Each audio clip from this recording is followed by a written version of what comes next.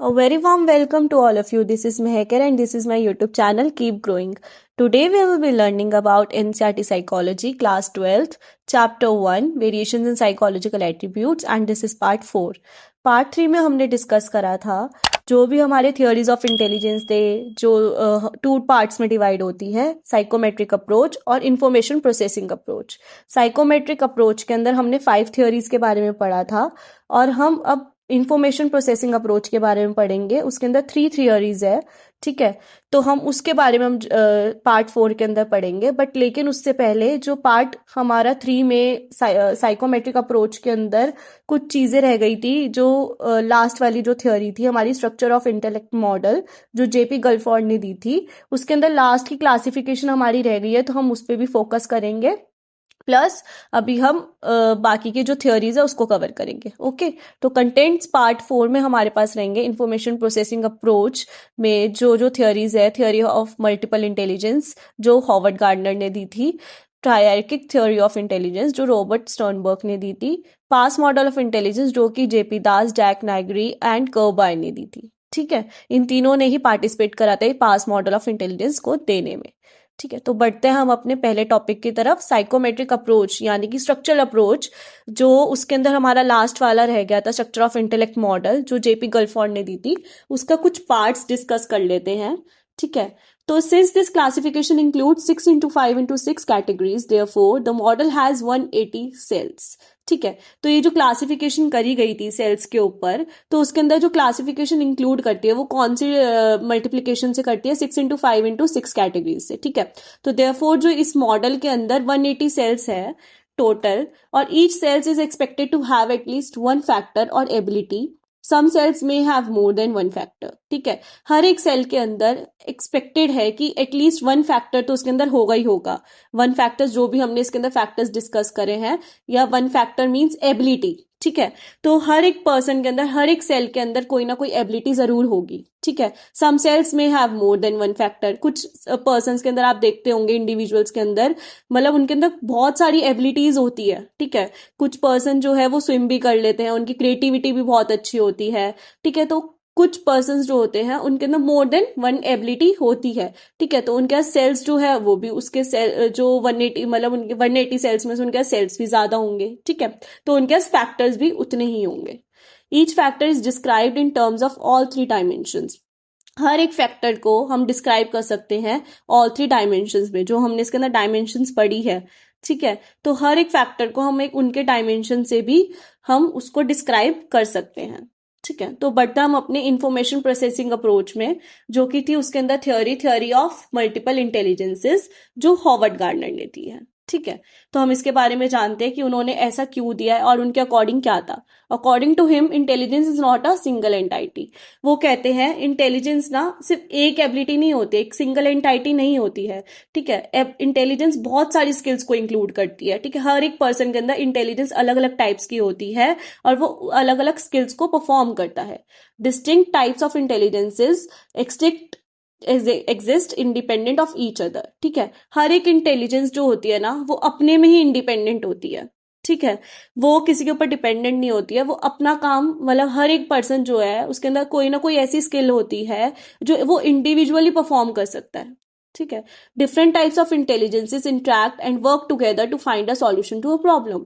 जो different types of intelligences होती है वो एक दूसरे से इंटरैक्ट करती है, एक साथ काम करती है और हर एक प्रॉब्लम का सॉल्यूशन ढूंढती है। ठीक है, तो नेक्स्ट हम वो बोलते हैं, उन्होंने डिस्क्राइब करा है 8 टाइप्स ऑफ इंटेलिजेंस उन्होंने डिस्क्राइब करे हैं। ठीक है, तो हॉवर्ड गार्डनर ने कितने टाइप्स ऑफ इंटेलिजेंस दी है? 8 टाइप्स ऑफ इंटेलिजेंसेस दी है। ठीक है, तो फर्स्ट इंटेलिजेंस के ऊपर हम बात करते हैं, लिंग्विस्टिक इंटेलिजेंस। लिंग्विस्टिक इंटेलिजेंस क्या इंक्लूड करती है? Skills involve in the production and use of language. मतलब जिस पर्सन के अंदर स्किल्स होती है, ठीक है, अपनी लैंग्वेज को इतनी अच्छी तरह से यूज करके उसको प्रोडक्टिव बनाकर वो सामने वाले को इंप्रेस कर सकता है। ठीक है, use of language fluently and flexibly.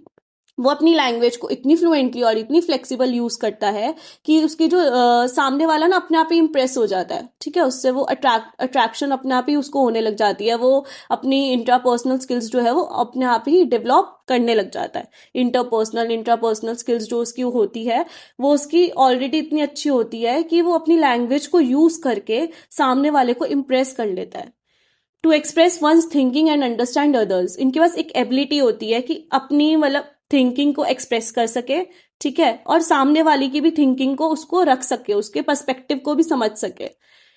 Word smart people who are sensitive to different shades of word meanings, इनको क्या बोला जाता है, वर्ड स्मार्ट पीपल, ठीक है। इनके पास इतनी अच्छी वोकैबुलरी होती है, इतने वर्ड स्मार्ट पीपल होते हैं और सेंसिटिव होते हैं different shades of word meanings, उनके पास इतने सारे different shades of word meanings होते हैं, आर्टिकुलेट होते हैं and can create a linguistic image in their mind, वो इमेजिनरी वर्ल्ड भी क्रिएट कर सकते हैं। एग्जाम्पल्स, क्या क्या एग्जाम्पल्स, कौन कौन से पर्सन इसके अंदर इंक्लूड हो सकते हैं, पोएट्स एंड राइटर्स, ठीक है। हम जैसे राइटर्स वगैरह होते हैं वो हमें कैसे इमेजिनरी वर्ल्ड में डाल देते हैं, ठीक है। पोएट्स होते हैं वो अपनी पोम के थ्रू हमें कैसे कैसे मतलब इमेजिनेशन में डाल देते हैं, अपनी ऐसी लैंग्वेज यूज करते हैं, इतनी प्रोडक्टिव बना देते हैं ताकि हम उसके अंदर खो जाए, हम इम्प्रेस हो जाते हैं उस चीज से, ठीक है। तो नेक्स्ट स्किल के हम ऊपर बात करते हैं, लॉजिकल मैथमेटिकल इंटेलिजेंस, ठीक है। इसको लॉजिकल मैथमेटिकल इंटेलिजेंस इसलिए कहा गया है क्योंकि इसके अंदर लॉजिक्स यूज होते हैं। Skills in scientific thinking and problem solving, ये जो पर्सन्स होते हैं ना इनकी ना अपने आप ही साइंटिफिक थिंकिंग होती है, ठीक है। वो रिसर्च एंड ऐसी रिसर्च मतलब इन डेप्थ स्टडी करते हैं किसी भी चीज को, किसी भी प्रॉब्लम के सॉल्यूशन को ढूंढने में। Think logically and critically, logically सोचते हैं और क्रिटिकली सोचते हैं, मतलब ज्यादा इधर उधर फोकस नहीं करते हैं, सीधा एक ही पॉइंट पे फोकस करते हैं और जो प्रॉब्लम का सॉल्यूशन जो है बिल्कुल साइंटिफिकली प्रूव्ड ढूंढ के लाते हैं। एंगेज इन एब्स्ट्रैक्ट रीजनिंग, ठीक है, एब्स्ट्रैक्ट रीजनिंग में एंगेज होते हैं। Can manipulate symbols to solve mathematical problems, ठीक है। इनके पास इतनी अच्छी स्किल्स होती है, मैथमेटिकल प्रॉब्लम्स को भी वो इजिली सॉल्व कर लेते हैं। Examples, scientist, Nobel prizes winners, ठीक है। साइंटिस्ट जो होते हैं और नोबेल प्राइज विनर्स होते हैं, इनके पास लॉजिकल मैथमेटिकल इंटेलिजेंस होता है, ठीक है। स्पेशल इंटेलिजेंस, स्पेशल इंटेलिजेंस क्या होता है, skills in forming visual images, patterns, abilities involve in forming, using and transforming mental images, जो मेंटल इमेजेस जैसे एनिमेशंस वगैरह आप देखते हो, आजकल ग्राफिक्स वगैरह, ग्राफिक डिजाइनिंग वगैरह चल गई है, तो वो स्पेशल इंटेलिजेंस उस पर्सन के अंदर होता है। वो क्या करते हैं, वो इमेजेस को विजुअली जो है उसके अंदर उनके अंदर स्किल्स होती है, वो विजुअली इमेजेस को फॉर्म कर सकते हैं, पैटर्न्स को समझकर वो अपनी एबिलिटीज को उसको और ज्यादा एनहांस करके उसको ट्रांसफॉर्म कर देते हैं जैसे उन्होंने सोचा होता है, ठीक है। इमेजिन करी होती है कोई इमेज तो उसको वो ट्रांसफॉर्म कर देते हैं। Can easily represent the special world in the mind, वो इजिली रिप्रेजेंट कर देते हैं special world in the mind, ठीक है। वो मतलब जैसी दुनिया चाहते हैं वो वैसी अपने आप के माइंड के अंदर वो अपने इमेजिनेशन वो ऑलरेडी प्रेजेंट कर लेते हैं, ठीक है। फिर उसको एक पेपर वर्क या फिर कंप्यूटर वर्क पे उतारते हैं। एग्जाम्पल जैसे पायलट्स हो गया, sellers, sculptures, painters, architects, interior decorate, surgeons, ठीक है। इनके पास क्या होती है, ऐसी स्किल्स होती है, स्पेशल इंटेलिजेंस होती है कि वो ट्रांसफॉर्म कर देते हैं किसी भी पैटर्न को, किसी भी चीज को। पायलट्स है उसमें स्किल्स इन्वॉल्व होती है, वो क्या करते हैं जैसे मतलब मशीन्स वगैरह की जो भी चीजें हो गई उसको अंडरस्टैंड करने में। सेलर्स वगैरह इसके अंदर पैटर्न्स होते हैं, विजुअल इमेजेस होती है, फॉर्म होती है, ट्रांसफॉर्म कर देते हैं, ठीक है। नेक्स्ट के ऊपर बात करते हैं म्यूजिकल इंटेलिजेंस। म्यूजिकल इंटेलिजेंस क्या होता है, sensitivity to musical rhythms and patterns, ठीक है। ये बहुत इजीली ना म्यूजिकल रिदम्स को और उनके पैटर्न्स को अंडरस्टैंड कर लेते हैं, ठीक है। इनके पास स्किल्स होती है कि वो म्यूजिक के थ्रू अपनी जो स्किल्स है वो परफॉर्म करते हैं। Capacity to produce, create and manipulate musical patterns, इनके अंदर कैपेसिटी होती है कि वो अपने खुद के म्यूजिक भी बना सकते हैं, प्रोड्यूस कर सकते हैं, उसको क्रिएट कर सकते हैं, ठीक है। उनके साउंड्स वगैरह चेंज करके अपना म्यूजिकल पैटर्न बना सकते हैं। Sensitive to sounds and vibration, बहुत ज्यादा सेंसिटिव होते हैं टू साउंड्स एंड वाइब्रेशंस के।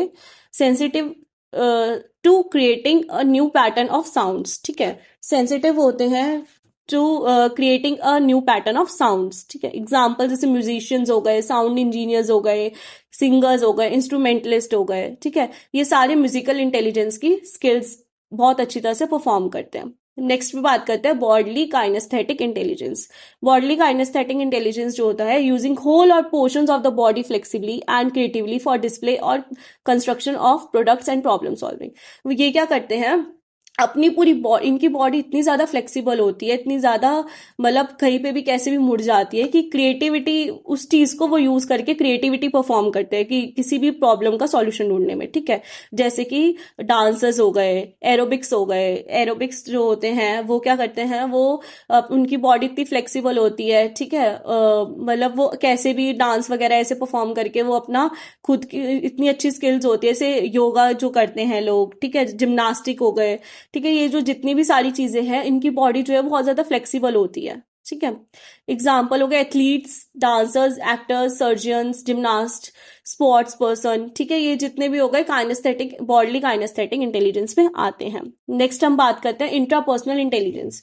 इंट्रापर्सनल इंटेलिजेंस क्या होता है, awareness of one's own feelings, motives and desires. ठीक है, ये क्या करते हैं, इतने ज्यादा अवेयर होते हैं अपनी फीलिंग्स को लेके, अपने मोटिव्स को और अपने डिजायर्स को लेके। इनको पता होता है कि ये कितने इंपॉर्टेंट है। इंट्रापर्सनल, कंफ्यूज नहीं होना है, इंट्रापर्सनल और इंटरपर्सनल में बहुत ज्यादा डिफरेंस है। इंट्रापर्सनल मतलब, इंट्रा मतलब अपने ही अंदर, ठीक है, मतलब कुछ लोग होते हैं ना, इंडिविजुअल होते हैं जिनको अपनी फीलिंग्स की बहुत ज्यादा कदर होती है, अपनी सेल्फ रिस्पेक्ट की बहुत ज्यादा होती है, तो ये इंट्रापर्सनल में आता है। इंटरपर्सनल होता है जिसको दूसरों की फीलिंग से भी उतना ही फर्क पड़ता है जितना अपनी। ठीक है, तो इंटर और इंट्रा में कंफ्यूज नहीं होना। तो इंट्रापर्सनल के ऊपर बात करते हैं, awareness of one's own feeling, अपनी खुद की सेल्फ रिस्पेक्ट की इनके बहुत ज्यादा फर्क होता है। मोटिव्स, इनको लाइफ में करना क्या है, इनके डिजायर्स क्या है, ये उसके ऊपर ज्यादा फोकस करते हैं। Knowledge of one's internal strengths and limitations, इनको पता होता है कि इनकी इनर स्ट्रेंथ क्या है, इनकी वीकनेस क्या है। ठीक है, इनको सारी नॉलेज होती है अपने बारे में। Using that knowledge to effectively relate to others, फिर वो अपनी उसी नॉलेज को लेकर परफॉर्म करके दूसरों के सामने अपने आप को प्रेजेंट करते हैं। ठीक है, मतलब उनको पता होता है कि वो कैसे, उनके पास कैसी नॉलेज है क्या है, फिर दूसरों को उसी के वे में वो प्रेजेंट करते हैं। Have फाइनर sensibilities regarding their identity, human existence and meaning of life, इनके पास बहुत अच्छी सेंसिबिलिटीज होती है अपनी आइडेंटिटी को पहचानने में। उनका मोटिव क्या है, इस लाइफ में आए हैं, कुछ ना कुछ मीनिंग तो होगा, उनको लाइफ मिली है तो उनको पता होता है ह्यूमन एक्सिस्टेंस और मीनिंग ऑफ लाइफ। एग्जाम्पल क्या, फिलोसफर्स, स्पिरिचुअल लीडर्स, ये जितने भी आता है इंट्रापर्सनल इंटेलिजेंस में आते हैं। ठीक है, अब हम बात करते हैं नेचुरलिस्टिक इंटेलिजेंस। ठीक है, नेचुरलिस्टिक इंटेलिजेंस क्या होता है, sensitive to the features of natural world. ठीक है, सेंसिटिव होते हैं बहुत ज्यादा, मतलब इतना ज्यादा नेचुरल वर्ल्ड से कनेक्ट होते हैं। ये awareness of our relationship with the natural world, इनको पता होता है कि नेचर जो है ना हमारे लिए कितना ज्यादा इंपॉर्टेंट है, और नेचर से वो बहुत ज्यादा कनेक्ट होते हैं। Recognising the beauty of different species of flora and fauna, वो क्या करते हैं, वो उनको रिसर्च करना इतना अच्छा लगता है species of flora and fauna पे। आपको पता है फ्लोरा मतलब प्लांट्स और फोना मतलब एनिमल्स। ठीक है, तो ये जितना भी है उनको बहुत अच्छा लगता है इनके बारे में जानने में, नेचर के बारे में जानने में। Useful in making subtle discrimination in the natural world. ठीक है, बहुत सारे अपना रिसर्च देने में उनको बहुत अच्छा लगता है ये नेचुरल वर्ल्ड के ऊपर। Examples, hunters, farmers, tourist, botanist, zoologist, bird watchers. ठीक है, ये जितने भी हो गए नेचुरलिस्टिक इंटेलिजेंस में आते हैं। नेक्स्ट हम बात करते हैं ट्रायर्किक थ्योरी ऑफ इंटेलिजेंस। बस इससे पहले मैं आपको एक बात बता दूं, मैं इसमें ऐड करना भूल गई, इंटरपर्सनल मैंने उसी के अंदर डिस्क्राइब कर दिया, इंट्रापर्सनल और इंटरपर्सनल में। इंटरपर्सनल मैं आपको शॉर्ट में बता देती हूँ। इंटरपर्सनल वो होते हैं जो खुद की एबिलिटीज भी पहचानते हैं और दूसरों के लिए भी उतने ही ज्यादा सेंसिटिव होते हैं, उनकी मोटिव्स, डिजायर्स वगैरह के लिए वो उतने ही ज्यादा सेंसिटिव होते हैं। ठीक है, तो उसके अंदर हम इंक्लूड कर सकते हैं psychologist, counsellors, politicians, social workers, religious leaders. ठीक है, उनके पास हाई इंटरपर्सनल इंटेलिजेंस होता है क्योंकि वो दूसरों की फीलिंग्स भी उतनी अच्छी तरह से समझ पाते हैं। ठीक है, नेक्स्ट हम बात करते हैं triarchic theory of intelligence. Intelligence जो है बाय रॉबर्ट स्टर्नबर्ग ने जो दी थी, उन्होंने क्या कहा था, he views intelligence as the ability to adapt, to shape and select environment to accomplish one's goal and those of one society and culture.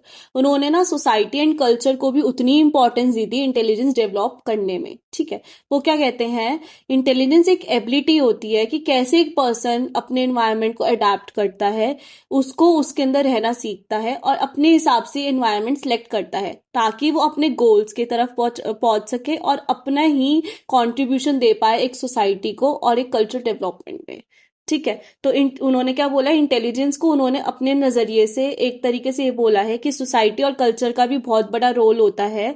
ठीक है, एक पर्सन के इंडिविजुअल को एक ऐसा एनवायरनमेंट प्रोवाइड करने के लिए, ठीक है, जिसमें वो अपनी इंटेलिजेंस डेवलप कर सकता है। ठीक है, पर इंटेलिजेंस उन्होंने ये भी बात कही है कि एक पर्सन जो है, अगर उसके पास इंटेलिजेंस है तो वो एक एबिलिटी है उसके पास कि वो अपना अडेप्ट कर सकता है एनवायरनमेंट अपने हिसाब से, उसको शेप कर सकता है, उसको मॉडिफाई कर सकता है और अपने हिसाब से इन्वायरमेंट सेलेक्ट कर सकता है ताकि वो अपने गोल्स और जो भी उसके मोटिव्स और डिजायर्स है वहां तक पहुंच सके।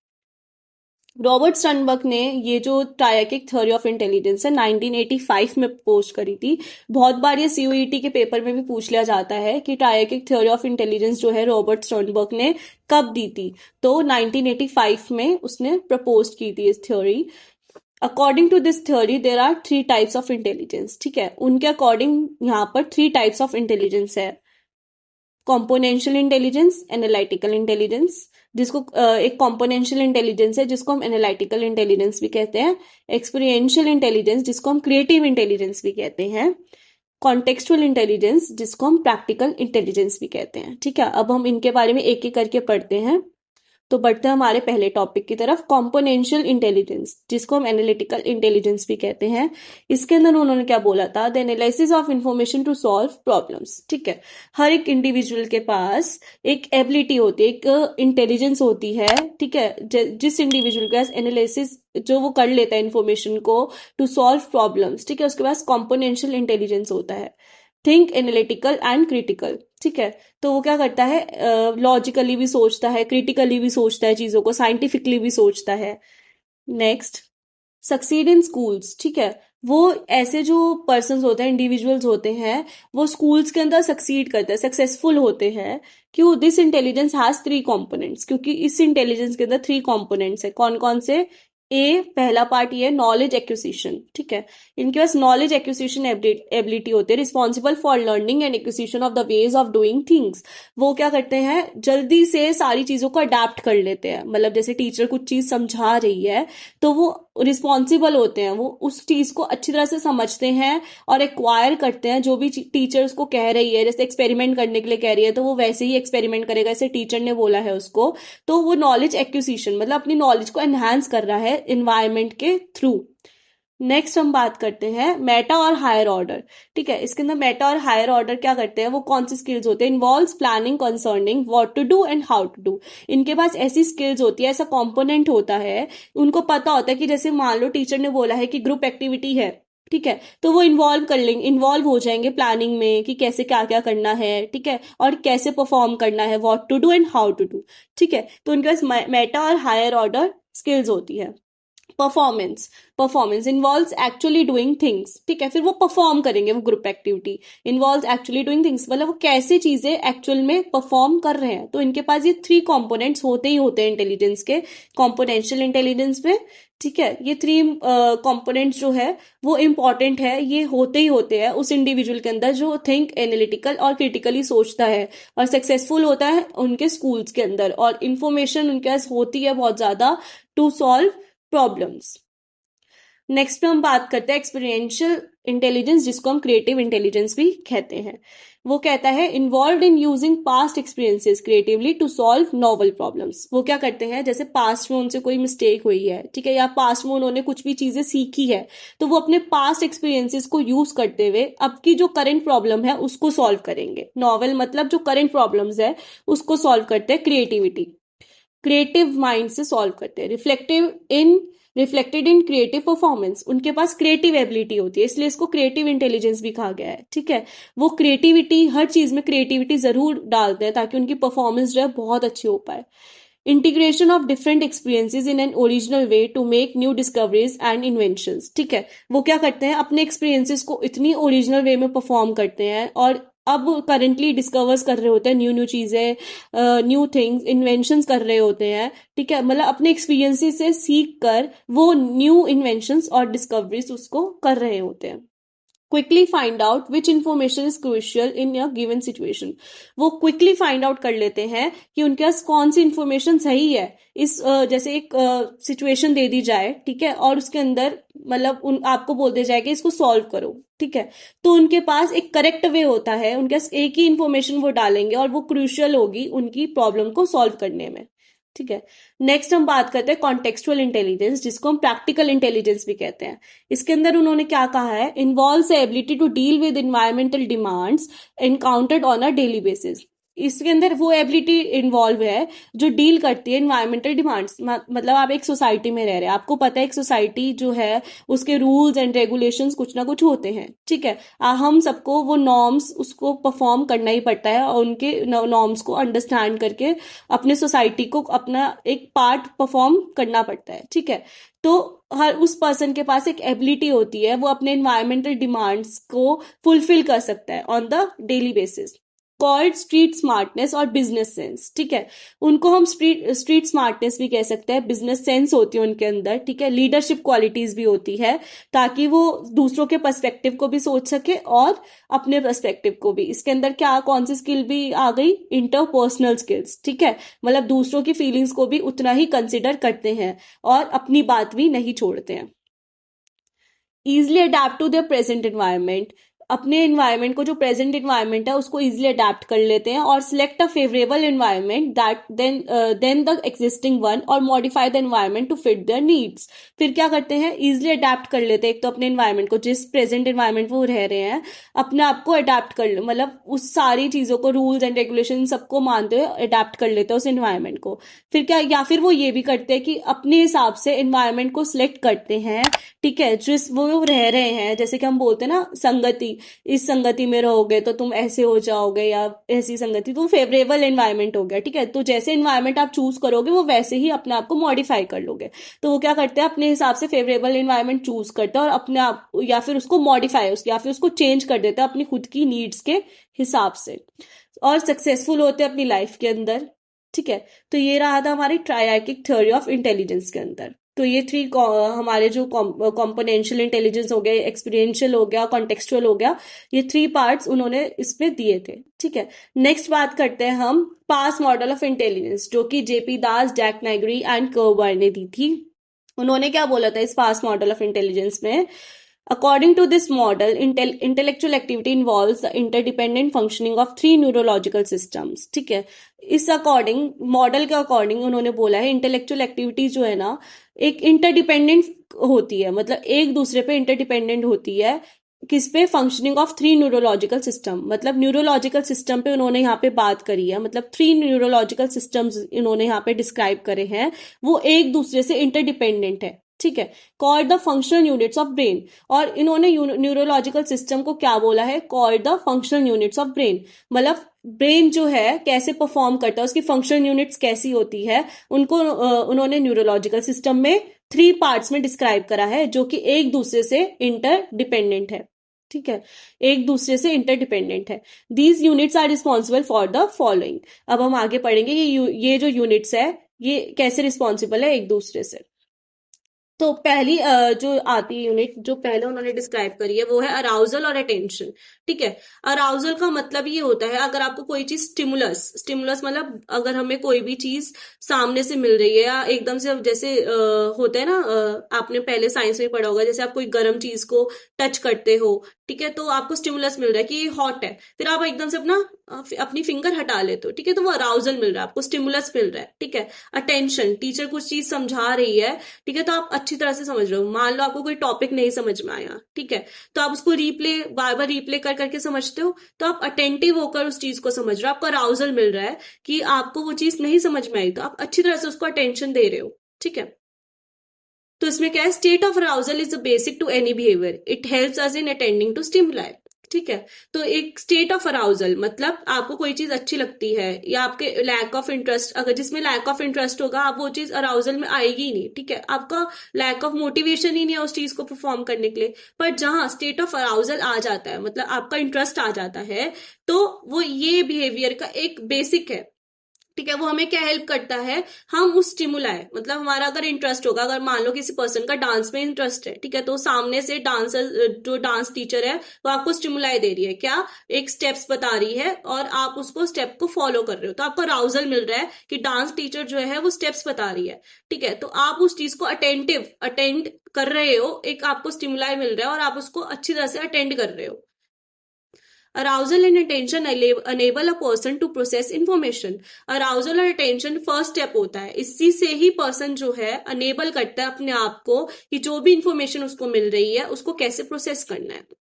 And optimum level of arousal focuses our attention to the relevant aspects of a problem. अगर आपको कोई भी अराउजल जो भी अराउजल मिल रहा है, ठीक है, आप उस पर फोकस करते हो और अटेंशन के साथ कोई भी प्रॉब्लम है उसको सॉल्व करते हो, ठीक है। टू मच और too little arousal would interfere with attention. अगर आपको कुछ ज्यादा ही अराउजल मिल जाएगा, मान लो डांस टीचर का एग्जांपल हमने लिया, वो डांस टीचर बहुत जल्दी स्टेप्स बता रही है, ठीक है, तो आप क्या करोगे, आपको कुछ भी नहीं समझ आएगा ना, आप अटेंशन के साथ उस चीज को स्टिमुलाई ले पाओगे, ठीक है। तो इसका मतलब क्या है, टू मच और टू लिटल मतलब ना ज्यादा कम ना ज्यादा ज्यादा, ठीक है, तो आपको वो अटेंशन नहीं ले पाओगे। अगर आपको अराउजल एक मॉडरेट वे में नहीं मिलेगा तो आप अटेंशन को नहीं ले सकते, अटेंशन आप नहीं, किसी चीज को अटेंटिव होकर आप नहीं परफॉर्म कर सकते। सेकंड आता है हमारा इसके अंदर साइमल्टेनियस एंड सक्सेसिव प्रोसेसिंग, ठीक है। तो ये सारे ना जितने भी थ्री है, इसमें थ्री पार्ट्स है जो इसके ये सारे इंटरडिपेंडेंट है एक साथ, ठीक है, ये फंक्शनिंग ऑफ न्यूरोलॉजिकल सिस्टम है, ठीक है, ये सारे इंटरडिपेंडेंट है एक दूसरे से, ठीक है। साइमल्टेनियस एंड सक्सेसिव प्रोसेसिंग जो है इसके अंदर क्या उन्होंने बात करी है, information can be integrated into your knowledge system either, ठीक है। तो जो भी, अब मान लो आपने इंफॉर्मेशन ले ली, अराउजल और अटेंशन के थ्रू आपने इंफॉर्मेशन ऑलरेडी ले ली, तो इंफॉर्मेशन क्या हो गई, इंफॉर्मेशन आप लेते जा रहे हो तो वो इंटीग्रेटेड हो गए इनटू योर नॉलेज। फिर आप ना डांस टीचर जो है ना, आपको एक बार स्टेप बता दिए, ठीक है, आपने वो इन्फॉर्मेशन ले ली, फिर आप क्या करोगे, डांस टीचर को खुद वो स्टेप्स करके दिखाओगे, तो इट मींस आपकी नॉलेज में वो चीजें आ गई। साइमल्टेनियसली समझते हैं है क्या, simultaneous processing taking place when you perceive the relations among various concepts and integrate them into a meaningful pattern for comprehension. अब देखो इसका एक बहुत अच्छा एग्जांपल हम डांस टीचर का ले रहे हैं। डांस टीचर ने आपको स्टेप्स बताए, आपने वो स्टेप्स कॉपी कर लिए, आपकी इंफॉर्मेशन ऑलरेडी इंटीग्रेटेड हो गई, आपकी नॉलेज में वो फिट हो गई, फिर आप वही डांस के स्टेप्स जो है किसी और सॉन्ग पे भी परफॉर्म कर रहे हो, ठीक है, आप उसको अपनी तरफ से मॉडिफाई करके अपने उसके कंसेप्ट्स को समझ के उसको इंटीग्रेट करो एक मीनिंगफुल पैटर्न में, ठीक है। तो ये क्या हो गया, आपने उस इंफॉर्मेशन उस नॉलेज को यूज करके एक मीनिंगफुल पैटर्न बना लिया, तो वो साइमल्टेनियस प्रोसेसिंग हो गई। इसका एग्जाम्पल और है रावन्स प्रोग्रेसिव मैट्रिक्स टेस्ट है, it helps us in grasping the meaning and relations between the given abstract figures. Raven's progressive matrix test बनाया गया है इसको परफॉर्म करने के लिए, जानने के लिए, ठीक है। वो क्या करता है, आपको मीनिंग किसी भी चीजों को समझने में या उसका रिलेशनशिप क्या है एब्स्ट्रैक्ट फिगर के साथ, उसको आप जब परफॉर्म करोगे तो आपको पता चल जाएगा उस टेस्ट में जो भी स्कोरिंग वगैरह निकलेगी। तो ये एग्जाम्पल के वे में भी ले सकते हो और नहीं भी। तो नेक्स्ट हमारा बी पार्ट, इसमें क्या था, सक्सेसिव प्रोसेसिंग। अब हमने साइमल्टेनियसली तो पढ़ लिया, अब सक्सेसिवली क्या है। Successive processing takes place when we remember all the information serially so that the recall of one leads to the recall of another, ठीक है। अब आपने क्या करा, इंफॉर्मेशन ले ली, ठीक है, आपने इंटीग्रेट कर दिया उसको, नॉलेज आपके पास ऑलरेडी आ गई, फिर आप क्या कर रहे हो, उस इंफॉर्मेशन को आपको याद है वो सारी इंफॉर्मेशन और आप टीचर को वो सारी रिकॉल करके दिखा रहे हो, ठीक है। अब मान लो डांस टीचर ने आपको स्टेप्स बताए हैं, ठीक है, वो स्टेप्स आपने इंफॉर्मेशन ले ली, वो स्टेप्स आपने कॉपी कर लिया, आपकी नॉलेज में ऑलरेडी फिट हो गए। फिर क्या कर रहे हो आप कि डांस टीचर उसी सॉन्ग को प्ले करते हो और बोलती है अब आप मुझे स्टेप करके दिखाओ, तो आप क्या करोगे, एक ऑर्डरली वाइज करोगे, ठीक है। आप ये थोड़ी ना कि जो लास्ट में स्टेप करवाए वो पहले कर दोगे और जो पहले स्टेप करवाए वो लास्ट में, ऐसे नहीं करोगे ना, आप ऑर्डरली किसी भी चीज को करोगे। तो इसका मतलब क्या है, आपको सारी इन्फॉर्मेशन जो भी आप लेते हो अपनी प्लेस पे उसको याद रहता है आपको कि इस प्लेस पे कौन सी इन्फॉर्मेशन आई है और इस टाइम पे कौन सी इन्फॉर्मेशन आई है। ठीक है, तो आप उसी को उसी के हिसाब से रिकॉल करते हो। One leads to the recall of another, मतलब एक के बाद दूसरी चीजें आप रिकॉर्ड करते हो। ठीक है, एग्जाम्पल इसका लर्निंग ऑफ डिजिट्स, ठीक है, अल्फाबेट्स, मल्टीप्लिकेशन टेबल्स। अब इसके ये एग्जाम्पल्स आप ले सकते हो। अल्फाबेट्स, ठीक है, आपको पता है ए के बाद बी आता है, ये थोड़ी ना आप बी ए बोलते हो, नहीं ना, आप ए बी बोलते हो, ए बी सी डी। ठीक है, तो ये एक ऑर्डर है। आप one leads to the recall of another, मतलब आपको पता है ए के बाद बी ही आता है और बी के बाद सी ही आता है। ठीक है, तो आपको एक ऑर्डर पता है, नंबर ऑफ डिजिट्स जैसे 1 2 3 4। ठीक है, ये थोड़ी ना आप 3 2 ऐसे करके बोल रहे हो, नहीं। तो एक ऑर्डर जो है लर्निंग का वो आपको पता होता है। मल्टीप्लीकेशन ऑफ टेबल्स जो भी होती है, क्या होता है, 2 into 1 = 2। ठीक है, तो वो जितने भी हो गए आपको ऑर्डर्स पता है। ठीक है, तो ये एक साइमल्टेनियस एंड सक्सेसिव प्रोसेसिंग आपको पता चल गया कि होता क्या है। जब आप किसी इंफॉर्मेशन को प्रोसेस करते हो, उसको रिकॉर्ड कर लेते हो, तो वो आपके नॉलेज सिस्टम में बैठ जाती है। ठीक है, अराउजल अटेंशन के थ्रू आपको नॉलेज मिली, इंफॉर्मेशन मिली, फिर आपने उसको साइमल्टेनियसली और सक्सेसिव प्रोसेसिंग में डाल दिया। ठीक है, फिर नेक्स्ट हम बात करते हैं, इसी के अंदर आता है हमारा प्लानिंग। ठीक है, जो असेंशियल फीचर ऑफ इंटेलिजेंस है। अब देखो, आपके पास इंफॉर्मेशन आ गई है, आपने उस चीज को रिकॉर्ड भी कर लिया है, अब आगे क्या करना है वो प्लानिंग आती है। Planning is activated after the information is attended to and processed. ठीक है, अब प्लानिंग आती है उसके बाद, जब इंफॉर्मेशन अटेंड कर लेते हो आप अराउजल के थ्रू और प्रोसेस भी कर लेते हो। ठीक है, allows us to think of the possible courses of action, implement them to reach a target and evaluate their effectiveness. ठीक है, अब आपने डांस टीचर से स्टेप सीखे। अब डांस टीचर कह रही है कि बेटा आप मुझे ये मैं सॉन्ग प्ले कर रही हूँ, अब आप मुझे डांस करके दिखाओ। ठीक है, तो वो सारे आपने पूरे एक सॉन्ग प्रिपेयर कर लिया है। तो प्लानिंग क्या है कि आप वो सॉन्ग अपने आप से परफॉर्म करके दिखा रहे हो। ठीक है, या आप उसको अपनी तरफ से मॉडिफाई करो, उस एक्शंस को मॉडिफाई करके, या टीचर बोलती है कि डांस टीचर बोलती है कि अब मैं कोई और म्यूजिक प्ले कर रही हूँ, आपको इन्हीं सारे स्टेप्स को याद रखना है और इन स्टेप्स को ना अपने वे में परफॉर्म करना है। ठीक है, तो आप क्या कर रहे हो, प्लान करते हो पहले तो कि अच्छा ये स्टेप्स मैम ने करवाए हैं। ठीक है, ये सारे स्टेप्स ना मैं जब ये वाली लिरिक्स आएगी ना तो मैं इस पे ये वाला स्टेप करूंगा, जब ये वाली आएगी तो मैं इस पे ये स्टेप करूंगा। तो वो सारे स्टेप्स जो है आप एक लाइन वाइज लिख के प्लानिंग कर लेते हो और उसको पॉसिबल कोर्सेज में डाल देते हो और अपने टारगेट तक पहुंचते हो। और इवेल्युएट देयर इफेक्टिवनेस, और उस चीज को आप दिखाते हो, इवेल्युएट करते हो कि मैंने कितना अच्छा इफेक्ट, मतलब कितना जैसे डांस टीचर को अगर पसंद आ गया आपके स्टेप्स तो कितना ज्यादा इफेक्टिव हुआ है। दीज प्रोसेसेस, ये जो प्रोसेसेस है, arousal, attention, simultaneous and successive processing, और फिर उसके बाद प्लानिंग आता है, री इंटरेक्टिव एंड डायनेमिक। ठीक है, ये डायनेमिक है, हम उसको चेंज कर मतलब ये जो डायनेमिक होता है ये नेचर मतलब धीरे धीरे चेंज होते रहते हैं। री इंटरेक्टिव, ये इंटरेक्टिव भी होते हैं। ठीक है, तो इसके अंदर एक और पार्ट है जो नीचे गिवन है आपके एनसीईआरटी बुक में, कॉग्निटिव असेसमेंट सिस्टम, जो कि दास और नागलिरी ने दी थी। उन्होंने इसके अंदर क्या बात करी है, बैटरी ऑफ टेस्ट, मतलब इस टेस्ट को उन्होंने पास मॉडल को ऑपरेट करने के लिए कुछ टेस्ट बनाए थे। ठीक है, तो वो टेस्ट इन्होंने दिए हैं, उन्होंने इसको कॉग्निटिव असेसमेंट सिस्टम के थ्रू दिए हैं, जिसको वो CAS भी बोलते हैं। इसके अंदर बैटरी ऑफ टेस्ट है, टेस्ट के नाम दिए बैटरी ऑफ टेस्ट। तो consist of verbal as well as non verbal task, मतलब इसको इलिटरेट और लिटरेट पीपल दोनों ही इसको दे सकते हैं। ठीक है, तो वर्बल मतलब वर्बली भी दे सकते हो, ठीक है, नॉन वर्बल भी दे सकते हो। मेजर कॉग्निटिव फंक्शंस, ये क्या करता है, इस टेस्ट के अंदर आप अपने कॉग्निटिव फंक्शंस को मेजर कर सकते हो। ठीक है, और इसके अंदर आप इंडिपेंडेंट ऑफ स्कूलिंग, ठीक है, ये इंडिपेंडेंट ऑफ स्कूलिंग, ये स्कूल ईयर्स वाले बच्चों के लिए है। ठीक है, 5 and 18 years ऑफ एज तक, between 5 to 18 years of age वाले बच्चे इसको परफॉर्म कर सकते हैं। और results can be use to remedy cognitive defects of children with learning problems. ठीक है, जो भी रिजल्ट्स इसके अंदर नजर आएंगे या जो भी रिजल्ट्स इस टेस्ट के थ्रू निकलेंगे, उसके बाद बच्चे को रेमेडी प्रोवाइड करी जाती है ताकि वो अपनी लर्निंग में कैसे चेंजेस ला सकता है, अपनी प्रॉब्लम्स को कैसे सॉल्व कर सकता है। ठीक है, तो आप मेरे टेलीग्राम चैनल भी ज्वाइन कर सकते हो, इस PDF आपको इस सेशन की PDF मिल जाएगी, और जो भी अपडेट होगी वो भी आपको टेलीग्राम के थ्रू या आपको यूट्यूब के थ्रू मिलती रहेगी। आप मुझे मेल कर सकते हो, कोई भी अगर आपके डाउट्स हो कमेंट कर सकते हो मुझे for any sort of doubts. Doubt form भी अवेलेबल है, आप मुझे डाउट फॉर्म के थ्रू भी कॉन्टेक्ट कर सकते हो। Hope you will find it productive and informative. Do like, share, comment and subscribe my channel. Keep supporting guys. Thanks a lot. Stay tuned for more updates. Bye.